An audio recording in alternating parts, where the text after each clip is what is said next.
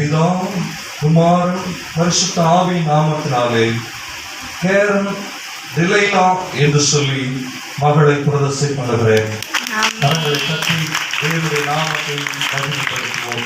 மகள் கேரன் டிலைனாவாக இந்த பூமியில வருகிற நாட்கள் எல்லாம் தேவனை பிரியப்படுத்துகிற மகளாக, தேவனுடைய உகந்த வாசத்தை வீசுகிற மகளாக, ஆண்டவரே தேவன் விரும்புகிற வளர்ச்சியில வளருகிற மகளாக அபிஷேகிக்கப்பட்டு வரங்களினாலே வல்லமைகளினாலே நிறைந்து அன்றைக்கு எப்படி யோபுனுடைய பிள்ளைகள் ஆசீர்வதிக்கப்பட்டார்களோ அதே போல ஆசீர்வாதத்தை இந்த பூமியில மகள் பெறுவாராக.